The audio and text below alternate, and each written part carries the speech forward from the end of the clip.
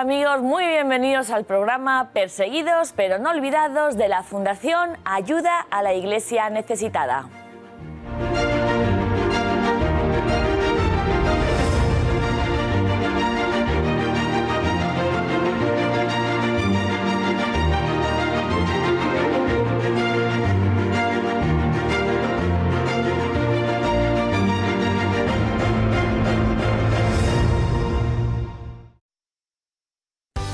Hoy en Perseguidos pero no olvidados, el periodista Fernando de Aro nos trae su último libro, No me lamento, sobre la minoría cristiana en la India, cómo soporta la persecución del extremismo hinduista y el cambio que ha supuesto para las vidas de muchos de ellos descubrir que son hijos de Dios. Les contaremos la historia de San Calixto, uno de los primeros papas de la Iglesia, que murió mártir y construyó una de las catacumbas más importantes de la cristiandad. Les mostramos cómo la Iglesia ayuda a los emigrantes que recorren miles de kilómetros en busca de una vida mejor. Estas religiosas les acogen y les ayudan en su camino. Bueno, bienvenidos amigos al programa Perseguidos pero no olvidados, donde seguimos muy de cerca la vida apasionante de nuestros hermanos, de nuestros amigos que sufren persecución a lo ancho y largo del mundo en los 5 continentes, pero que para nosotros son una luz, un testigo en donde poder vivir aquí en Occidente cada día nuestra fe con más sentido y de manera más verdadera. Bueno, en el programa de hoy, en los próximos 40 minutos, como ven, vamos a hablar pues de muchas realidades, de muchas comunidades cristianas en todo el mundo, pero vamos a proponerles un viaje en esta ocasión, arrancando este programa, a la India. Pero no la India que ustedes tienen en la cabeza, esta India exótica, esta India pacifista, esta India en armonía, esta India hinduista, esta India que es casi como un estado monolítico. No, vamos a hablarles de una India que ustedes posiblemente no conocen. Vamos a hablar de una India en la que la realidad es muy distinta a esta potencia económica y también potencia militar, porque ya saben que tiene la bomba nuclear, este gran país, este subcontinente asiático. Vamos a hablar de una India donde hay muchísima pobreza. Según Naciones Unidas, el 30% de la extrema pobreza de todo el mundo está en la India. Vamos a hablar de este país donde existe mucha desigualdad.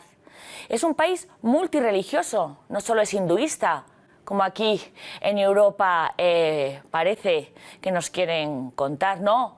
También hay muchas otras religiones como el Islam, como el cristianismo, como los sikhs. Es un país, la India, plurireligioso. Y además es un país, la India, en donde, aunque la fe llegó hace muchos siglos, Santo Tomás, dicen que llegó al sur de Kerala, al sur de la India, y ahí empezó la fe, gracias también al soporte luego de nuestro San Francisco Javier en Goa. Bueno, pues aunque sabemos que hay comunidades cristianas desde el principio del cristianismo, hoy por hoy nuestra fe, la fe cristiana, está en una situación de absoluta minoría y cada vez con mayor acoso e incluso persecución. Según el último informe de ayuda a la Iglesia necesitada sobre la libertad religiosa en el mundo, en la India se han producido solo en el año 2017 317 incidentes contra cristianos. Bueno, pues bienvenidos a este programa, bienvenidos a este viaje para hablar de una India desconocida.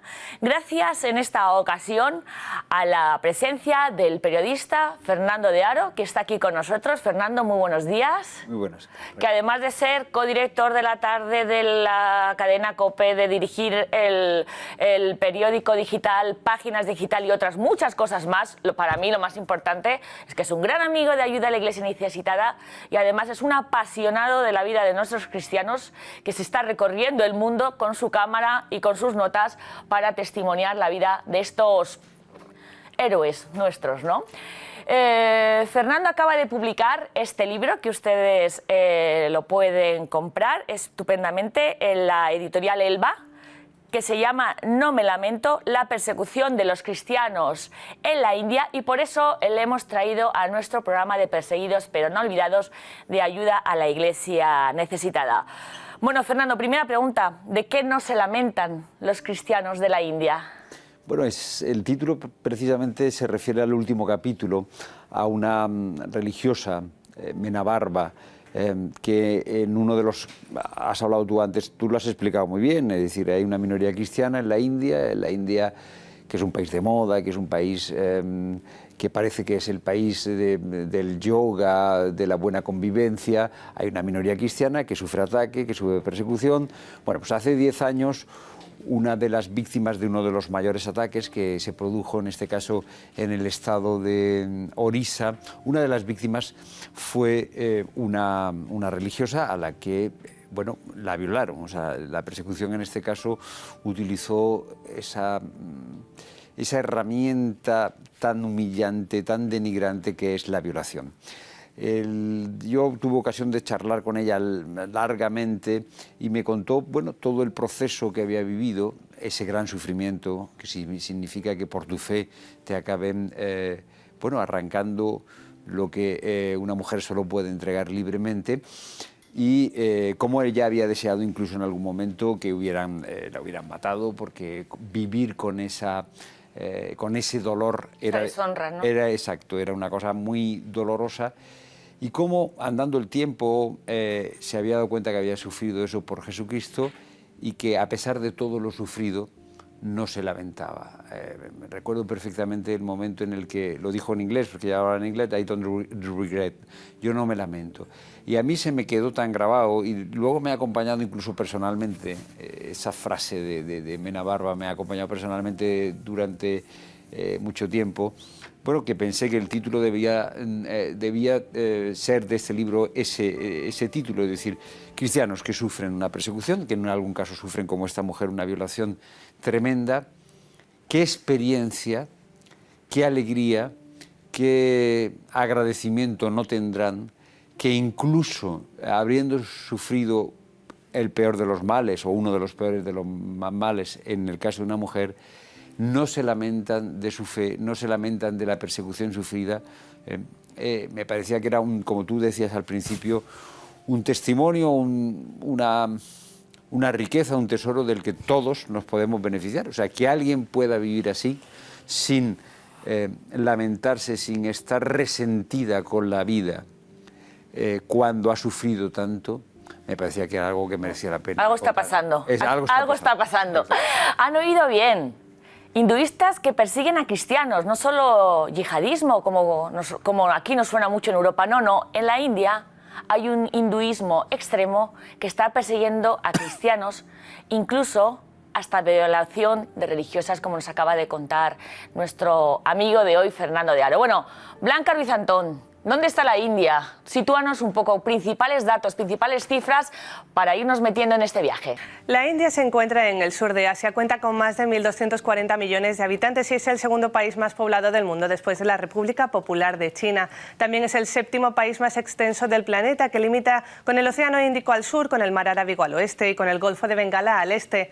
Además tiene frontera con Pakistán, China, Nepal, Bután, Bangladesh y Birmania. Su capital es Nueva Delhi, pero la ciudad más poblada es Bombay. La India no tiene religión oficial y la Constitución exige que se trate a todas las religiones de igual manera. Sin embargo, la configuración religiosa es muy relevante desde el punto de vista político. El 79,9% de la población son hindúes, el 14,22% musulmanes, el 2,3% cristianos, mientras que el 1,72% de la población practica la religión Sikh, el 0,6% el budismo y el 1,28% restante otras religiones. Aunque la India es conocida como la democracia más grande del mundo, según las últimas informaciones recogidas en el informe de libertad religiosa, ponen de manifiesto que el respeto a las minorías está seriamente amenazado por el aumento del radicalismo hinduista. Los ataques a centros, escuelas y hospitales católicos se han sucedido en los últimos meses por parte de estos radicales. Gracias, Blanca. Bueno, Fernando, vemos que es un país muy plural, que hay hinduistas, hay budistas, hay musulmanes, por supuesto, hay cristianos, hay sikhs. ¿Por qué existe esta pretensión ahora por parte del Estado de hacer prácticamente un Estado teocrático? Es decir, todo nacido en la India tiene que ser indio e hindú. Bueno, como tú has explicado muy bien, hay un hinduismo que es radical. O sea, el fenómeno que se produce, algo parecido a lo que se produce con el Islam y el yihadismo, se produce en la India. sabemos que hay un yihadismo que instrumentaliza políticamente el Islam. El Islam es una religión, es una experiencia religiosa. El yihadismo utiliza políticamente el Islam para conseguir sus fines. Pero lo mismo sucede en el hinduismo. El hinduismo, bueno, es una religión muy compleja, es un gran paraguas debajo del que caben muchas experiencias, y desde hace ya mucho tiempo hay un movimiento que instrumentaliza políticamente el hinduismo y, como tú bien dices, pretende que haya una India de un solo color, no una India con libertad religiosa, como dice la Constitución, no una India que reconoce el derecho de las minorías, sino una India que solo se identifique con una interpretación política del hinduismo. Esto se ha acelerado, se ha incrementado con la llegada al poder del BJP, que es un partido muy nacionalista. En la India se pasa como en muchas otras partes del mundo, que están gobernando los nacionalistas. Y el actual, extremos, muy extremos. Muy extremos. Y el actual presidente, Narendra Modi, es, de cara a Occidente, es un presidente tolerante, el que difunde el yoga, pero en la práctica es un presidente que difunde este hinduismo exclusivista. Mira, yo para escribir el libro, para hacer el documental que hice, tuve ocasión de hablar con los líderes del BJP, de este partido hinduista, y ellos me explicaban que no se le podía dar total libertad a los misioneros, que no se le podía dar libertad de conversión a los que se querían pasar del hinduismo al cristianismo, porque no se podía destruir la gran tradición hinduista que hay en el país. O sea, meteorizaban incluso que esa libertad religiosa que está en la Constitución no se puede realizar de hecho, porque en realidad son las potencias exteriores que vienen a dominarnos a través del cristianismo, ¿no? Esta es la situación que se produce en el país. Un partido político, el BJP, sí. El BJP, desde el 2014, gobernando cada vez en más estados de la India, que allá donde gobierna además está asfixiando a toda minoría religiosa, obviamente a los cristianos, y que además Fernando está poniendo una cosa diabólica, que es la ley anticonversión, y es peligrosísima. ¿Qué sabes tú de la ley de conversión? Explícanos. Las leyes anticonversión son leyes que rigen en este momento en 7 estados y que cada vez, digamos que más estados estudian implantarlas. Incluso se habla de la posibilidad de una ley para toda la India. ¿Qué son las leyes anticonversión? Como tú bien has explicado, y Blanca también nos ha explicado, la Constitución de la India prevé libertad de culto, libertad religiosa. Pero en la práctica, ya desde el año 50, pero después se ha ido haciendo cada vez más frecuente, en cada estado se promulgan una serie de condiciones para hacer muy difícil la conversión. Hacen falta unos requisitos tremendos, hay que avisarlo con mucho tiempo antes, hay que conseguir una autorización administrativa para que te puedan bautizar, está prohibido que tú prediques, que tú seduzcas a alguien, ¿no? Esta persona está hablando de la Biblia, esta persona está ayudando con la caridad a alguien, ¿no? Entonces, todo eso, o sea, hablar de Jesús, ayudar a un paria. Ya sabemos que la India está organizada por castas sociales. Los parias son gente con la que nadie habla, son los intocables. Los cristianos se distinguen por ayudar a los parias. Si tú vas a ayudar a un paria, se te puede aplicar la ley anticonversión porque te dicen, no, este gesto lo que pretende es seducirlos. Son leyes muy estrictas que hacen en realidad de facto que la Constitución no esté vigente como capacidad de cambiarte de religión. Quieren frenar las conversiones, que son muchas. Que son muchas. Atención, en la India hay conversiones, a pesar de este hinduismo extrema. Bueno, vamos a mostrarles en el siguiente vídeo un caso de persecución, como nuestros amigos de la India han tenido que sufrir para convertirse. Celebramos la misa en una de las casas porque no hay iglesia en ese pueblo. Salí de la casa después de la misa y vi un grupo de gente del pueblo esperándonos en la puerta. Ellos me dijeron, te advertimos, no queremos que practiquéis vuestra fe aquí.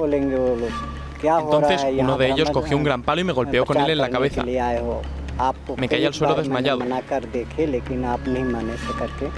बोले और उसके बाद में तुरंत इकट्ठा होकर के लाठी से हमारे ऊपर सिर पर मार ही दिए उसके बाद मैं तो बेहोश हो गया Cuando supe quién era el que me había golpeado, le perdoné sin dudarlo.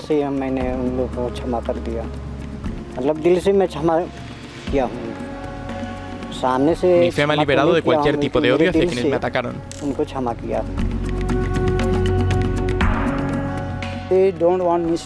Ellos no quieren que lleguen misioneros al pueblo, por eso le atacaron.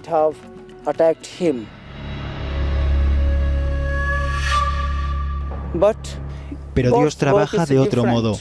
Esos mismos que golpearon al catequista después vinieron a pedir ser bautizados.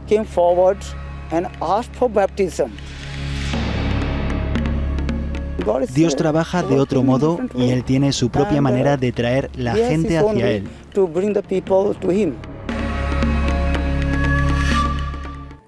Bueno, ¿qué han visto? Catequistas que son golpeados.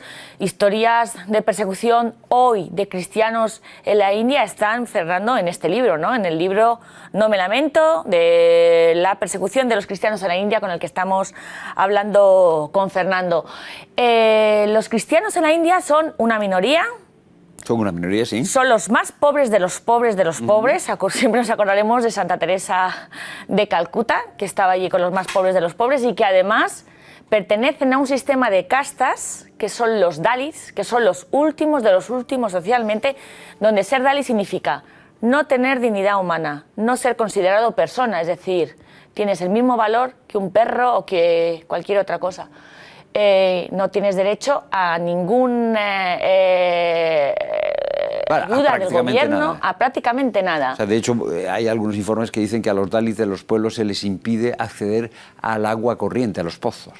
Y entonces, amigos, la fe llega precisamente a estos, a los más pobres de los pobres, los que no tienen nada que defender, los que no se les llena el corazón ni de poder, ni de riqueza. A estos Dalits son los que aparece un misionero, obviamente del sur de la India, de Kerala, porque como han oído, el gobierno no permite la entrada de ni un solo misionero extranjero. Les empiezan a hablar de Jesús, les empiezan a mirar a los ojos, les dicen que su vida tiene sentido y se convierten. Es lo que tú estás contando, Raquel. Vamos a ver, en la India teóricamente el sistema de castas ha desaparecido. Estábamos hablando antes de una constitución que habla de la libertad, estamos hablando de una democracia, la mayor democracia del mundo, es verdad que se vota, pero culturalmente el sistema brahmánico, que es un sistema muy antiguo, cuando llegaron los brahmanes y lo impusieron en la India, estamos hablando de milenios antes de Cristo, ese sistema social sigue presente. O sea, yo en la India he visto cómo a un Dalit, a un paria, una persona de cultura brahmánica o de casta brahmánica le mandaba callar, y este era un abogado que trabajaba en el Tribunal Supremo. Es decir, sigue existiendo ese sistema de castas, por ejemplo, en Nueva Delhi o en Orissa. Yo he estado con los Dalits, y los Dalits, como tú bien explicas, son personas que no hay que tocar, que casi no hay que mirar, porque son impuros. Esto a nuestra mentalidad occidental nos cuesta mucho trabajo entender. Vamos, que no nos creemos que esté pasando ahora en el siglo XXI, ¿eh? No lo entendemos, pero,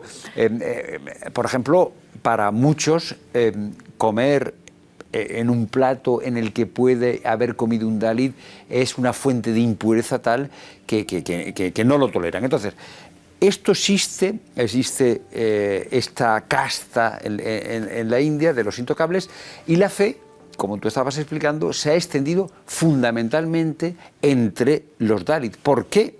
Porque para los Dalits la experiencia del cristianismo es la experiencia de la liberación. O sea, viajar a la India en este momento es como viajar al siglo I. Es un viaje geográfico, en el espacio, y un viaje en el tiempo. Tú piensa en los esclavos de la antigua Roma. Cuando encontraban el cristianismo, en vez de ser tratados, como tú decías, como cosa, empiezan a ser tratados como personas. Esto me lo han dicho a mí, lo he oído yo, o sea, no me lo cuenta nadie. Eso yo en Nueva Delhi lo oigo una señora mayor que me decía: yo antes no era persona, porque era una Dalit. Yo antes no valía nada, no tenía dignidad, y ahora empiezo a tenerlo. Como las conversiones. Y además el peso, perdona Fernando, de pensar mi vida no vale nada porque en la anterior vida he debido de ser tan cruel, tan mala. Bueno, es que el sistema de reencarnación es que aquí nos parece una cosa. Claro, la reencarnación del hinduismo es muy. Claro, pesa como una losa en la conciencia. Aquí nos parece una cosa muy atractiva y muy exótica. En realidad, la reencarnación es una especie de herencia de la culpa de la que no te puedes librar. Entonces, si tú eres pobre, no debes de recibir ayuda. ¿Por qué? Porque en realidad si tú eres un Dalit es porque has hecho mal en la otra vida y tú no eres objeto de conmiseración de los otros. Los otros no tienen por qué ayudarte, no tienen que compadecerse. O sea, las diferencias culturales son muy grandes y como tú dices, es difícil entender para un occidental cómo funcionan las cosas todavía en el siglo XXI. Claro, entre los Dalit las conversiones son muy grandes, son muy numerosas, es decir, el cristianismo se expande como una experiencia de liberación, o sea, no liberación teórica, liberación práctica. O sea, alguien te quiere, alguien te abraza, alguien considera que tú eres tan digno como él. Y entonces la mayoría de las conversiones son entre los Dalit. Por eso son las leyes anticonversión, por eso se pretende frenar esta sangría, digamos así, que se produce desde los Dalit hacia el cristianismo que quiere el gobierno evitar a toda costa. Una liberación. Imagínense que el 60% de los cristianos en la India son Dalits. Vamos a verles, Fernando, vamos a ver amigos nuestros que han experimentado esta liberación al conocer a Jesucristo. And God created them. Man and woman. Que Dios los creó hombre y mujer iguales es una ruptura de la tradición increíble. Por primera vez alguien les dice: tú también eres humano, eres igual que los brahman.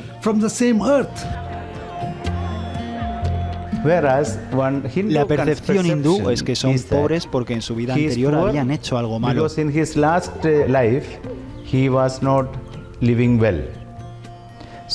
Y por eso Dios les castiga y no se les puede ayudar.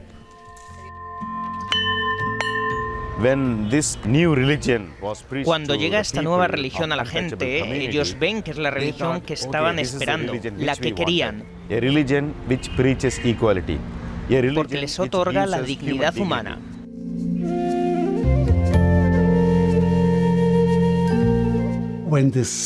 Cuando ven a alguien especialmente que les quiere, que les dice que son libres, que son hijos de Dios, que son parte del cuerpo de Dios, y ven eso, es una auténtica liberación. ¿Qué prisionero no se iría si viera la puerta de la cárcel abierta?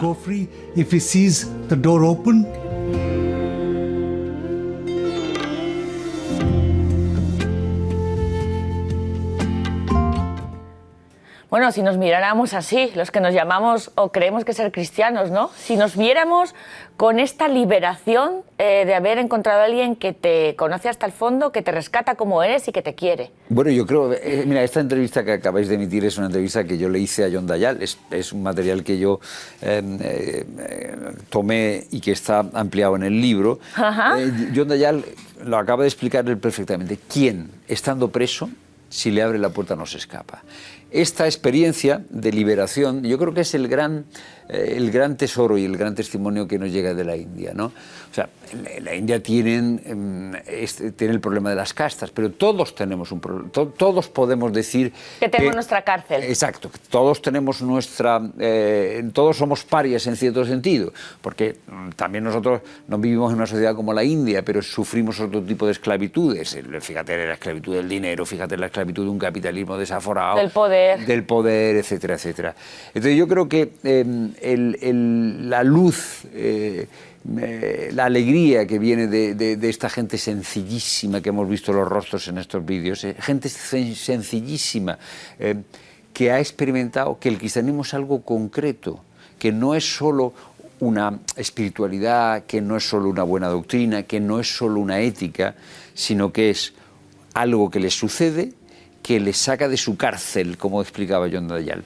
Yo creo que esa es, o sea, nos devuelve la India aquello que, como tú acabas de decir muy bien, muchas veces hemos olvidado, que el cristianismo es una experiencia concreta de alegría, de liberación, lo que tantas veces dice el Papa Francisco: Yo, fíjate, yendo a la India me daba la sensación de que ha hecho falta de que el cristianismo llegue hasta la India para que nosotros, los que teóricamente somos viejos cristianos y no sabemos... No lo sabemos todo, llevamos siglos de... Esta gente sencilla que vive en esas selvas perdidas aparentemente de la mano de Dios, con esa mirada tan impactante y tan llena de agradecimiento, nos devuelvan lo que nosotros creíamos saber. Ojalá que hoy, cuando estemos viendo estos vídeos, podamos decir, ¿soy yo liberada? O sea, que Jesús es para mí algo tan real como para que yo sea un antes y un después de haberle conocido a través de un catequista que encima le han apaleado. Bueno, esto es la experiencia que traemos siempre a nuestros amigos de Perseguidos pero no olvidados, Fernando. La vida de estos cristianos en los que nosotros no les podemos quitar el ojo porque está sucediendo hoy por hoy algo. Y como la de los cristianos de la India, pues otras muchas historias en este libro de Fernando de Haro, La persecución de los cristianos en la India. Además de la India, ¿qué más países tienes previsto viajar próximamente, Fernando? Ahora mismo no tengo ningún viaje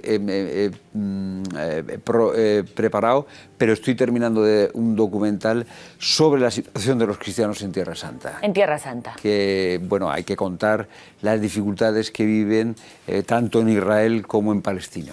Muy bien, pues estaremos muy pendientes, porque ya saben que Fernando de Haro ha estado en Siria, ha estado en Nigeria, en Irak, acaba de venir hace poco de la India con este libro y este cortometraje. Seguiremos encantados de seguirte la pista porque nos acercas la vida de estos amigos nuestros.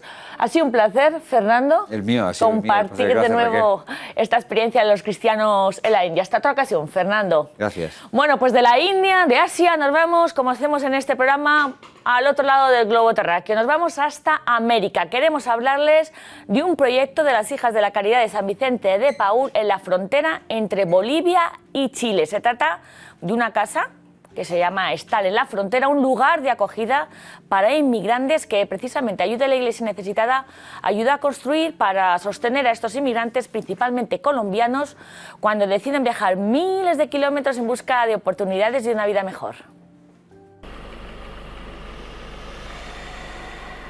En estos últimos tiempos, el trabajo migratorio y la realidad de nuestros hermanos migrantes es muy dolorosa. Bueno, mi nombre es Esther, tengo 44 años, tengo 4 hijos, al cual dependen de mí. Yo soy madre y padre para ellos y pues ando en la lucha por ellos. Todo lo que hago es por mis hijos. Generalmente el 95% son colombianos. Cuando les escucho y me dicen que llevan 8 días sin conocer una cama y sin comer, pues eso impacta mucho. Uno toma un bus hacia la frontera de Ecuador. De Ecuador vamos a Perú. De Perú vamos al Desaguadero. Es que todos buscamos como una mejoría económica, tanto como para mí y para mis familiares. Actualmente en Colombia no la está y puede ser que en Chile sí. Hola, ¿cómo estás? Sí, no sé si estás aquí. ¿Ahorita ha pasado algo en el camino? Cuando ellos llegan a casa, llegan muertos de frío y la altura, que generalmente hace sus estragos en ellos, a veces se sienten morir porque la altura es muy desconcertante, ¿no? Nosotros estamos aquí acogidos por las monjas, porque allá no, o sea, para ponerle un sello a un colombiano, dicen que ningún colombiano pasa para allá, que esto y lo otro. Entonces, lo primero que hacemos es darles un mate caliente. Y una vez que tienen ya un poco más de calor, pues enseguida a ofrecerles la comida, mostrarles dónde van a descansar, hacerles la entrevista para saber cuál es la realidad. Porque no saben a quién le estén abriendo su puerta y de repente ya le abren, le hacen 2 o 3 preguntas y para adentro. ¿Entiendes? Y ahí mismo lo van ubicando uno en una cama y le van ofreciendo comida, abrigo, y eso es una bendición, de verdad que es una bendición esta mujer. Bueno, ellos mismos dicen, hermana, este es un hotel de lujo para nosotros. Ahora sí, ellos pueden bañarse, pueden lavar su ropa, cosa que no podían hacer. Y acá también tenemos que darles mucho valor. Da pena cuando los colombianos de color se sienten rechazados, ¿no?, por su raza, como que fueran personas de segunda categoría. Sueño con que algún día eso desaparezca. Pero no estamos solas, están ustedes que permiten hacer realidad esta misión en medio de nuestros hermanos los migrantes. Que Dios bendiga infinitamente por tan grande labor. A todos los hermanos y hermanas de esta gran asociación de ayuda a la iglesia que sufre. Qué gran trabajo el de estas hermanas desde Bolivia. Bueno, vamos a recordarles ahora en este programa que, como bien saben, el cristianismo ha estado perseguido desde los inicios, desde los primeros siglos. Y entonces los primeros cristianos, al igual que ahora, como comprueban en este programa, en muchas partes del mundo tenían que procesar su fe en la clandestinidad. Hoy vamos a acercarles de manera muy breve la vida de San Calixto. ¿Quién fue San Calixto? Pues uno de los primeros papas de la cristiandad que murió mártir y cuya fiesta se celebra próximamente, el 14 de octubre. Blanca, San Calixto, danos más datos sobre él. Así es. Las catacumbas de San Calixto están situadas en la Vía Apia de Roma. Son de las más conocidas en el mundo, pero pocos conocen la vida de quien les da nombre. Se dice que San Calixto era esclavo y que cuando fue libre abrazó la fe cristiana. El Papa Ceferino le hizo su secretario y le nombró administrador del cementerio cristiano en la Vía Apia, que después serían estas famosas catacumbas, donde se enterraron a todos los papas que gobernaron la Iglesia durante el siglo III, excepto él mismo. En el año 202, durante el mandato del emperador Severo, fue apresado y llevado a un calabozo sin comida, pero su martirio consistió en ser golpeado hasta el extremo y su cuerpo arrojado a un pozo, donde hoy se alza la iglesia de Santa María in Trastevere. Gracias, Blanca. Apasionante la vida de San Calixto, uno de los grandes papas del comienzo de la cristiandad que fue perseguido. Su vida nos trae muchas similitudes con la vida de tantos amigos, de tantos cristianos que aquí semanalmente se la contamos, que siguen sufriendo la persecución por seguir a Jesucristo. Bueno, pues en este programa de ayuda a la Iglesia necesitada, cada semana también queremos ofrecerles los proyectos, las campañas que estamos trabajando cada una de las 23 oficinas de ayuda a la Iglesia necesitada que tiene en todo el mundo, en los 5 continentes. Y cada semana les traemos a alguno de sus protagonistas, a alguno de los miembros de ayuda a la Iglesia necesitada de estas oficinas, para que nos cuenten qué es lo que están preparando para los próximos meses. Hoy, la oficina de Bélgica, a través de UMA, nos lo cuenta.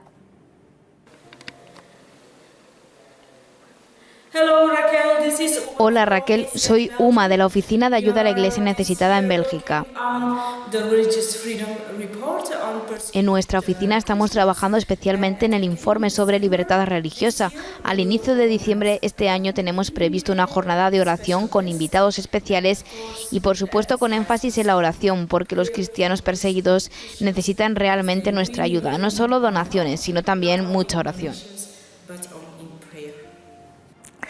Gracias, Uma, desde la Oficina de Ayuda a la Iglesia Necesitada en Bélgica, que como ven están trabajando muy duro para el próximo lanzamiento del informe de libertad religiosa en el mundo de ayuda a la Iglesia Necesitada, un informe importantísimo que nuestra Fundación Pontificia va a lanzar el próximo 22 de noviembre y que también la Oficina de España pues le va a dar debida cuenta de todos los datos respecto al cumplimiento o no de este derecho fundamental, la libertad religiosa. Bueno, ayuda a la Iglesia necesitada en Bélgica, en España. Estamos siempre trabajando para sostener a nuestros hermanos que sufren necesidad, pobreza, marginación, discriminación o persecución por su fe.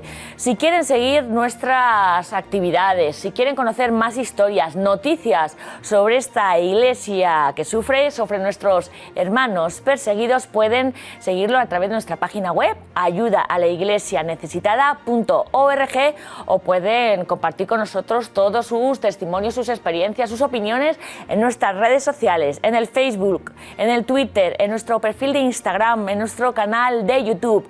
O si quieren ponerse en contacto con nosotros, ni más ni menos, llaman al teléfono de Madrid al 91 725 92 12. O también pueden seguirnos aquí en 13 todos los miércoles, como hoy, los domingos en la redifusión, en el programa Perseguidos pero no olvidados. Como siempre, nos vamos hasta la semana que viene despidiéndose de todos ustedes, amigos de Ayuda a la Iglesia Necesitada, unas religiosas desde África que cantan una preciosa canción para ustedes.